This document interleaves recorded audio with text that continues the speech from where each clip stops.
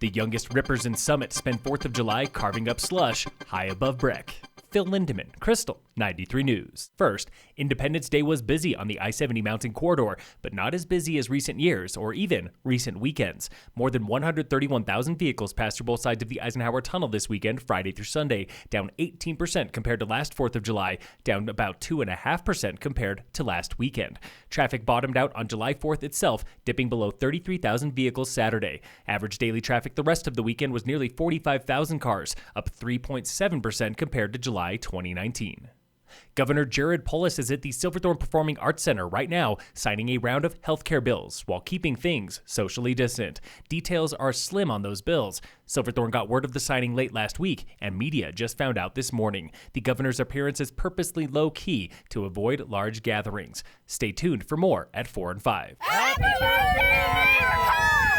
About 100 skiers and riders came to 13,640 feet on Peak 10 Saturday for the traditional slush run down 4th of July Bowl. Making the trip were recent Summit High graduates, Alma locals, former Keystone Resort employees, and a group of 4 kids, all under the age of 12. Elias Wyatt, Tanner Wilson, Thomas Drummond, Elizabeth Drummond. We finally caught up with the group on the final approach to Peak 10 Summit, and they had plans for the Cornish drop. Sending it! Just sending it! Full send! Skiing and watching my friends play. But Saturday was more than Gettin sendy for Uncle Sam. The day was an informal fundraiser for SOS Outreach, raising more than $2,300 for the nonprofit, giving underprivileged youth access to outdoor adventure. A big thanks to Josh Barilar and his crew for digging out the Peak 10 road, making life easier on everyone, and for building the banked slalom course with hot dogs served up at the bottom. A road cyclist suffered significant injuries in a hit-and-run on Loveland Pass Saturday, and the suspect remains at large. Summit Fire and EMS reports the 52-year-old man from Fruita was struck around 9:30 a.m. on July 4th and left on the roadside, unconscious with injuries, just above a basin on U.S. Highway 6. Colorado State Patrol confirms this morning they have made no arrests. In other highway news, State Patrol reports a crash just west of Copper Mountain from Saturday evening, with no serious injuries reported or citations written.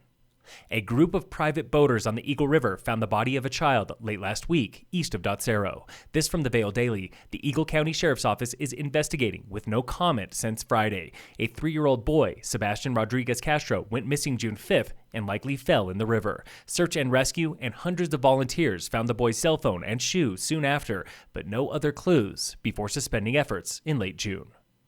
Bandimere Speedway at the foot of the Front Range could face steep fines and a temporary closure for drag racing on 4th of July when race directors did not limit crowds or enforce social distancing as promised. Multiple agencies report hundreds of people came to Morrison for Independence Day drag racing. The Speedway had agreed to close portions of the grandstands, but photos and reports show that did not happen, and now Jefferson County Public Health is investigating. Outdoor crowds are limited to 175 people max by state public health order. The latest now on coronavirus and Summit County's caseload. Summit County confirms 293 cases of COVID-19 as of today, 6 more than Friday, and 229 new tests over the weekend.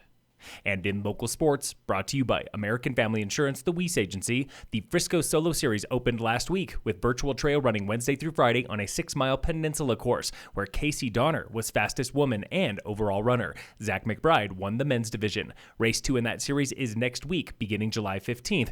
Everything is virtual. Sign up at townoffrisco.com. Phil Lindemann, Krystal, 93 News.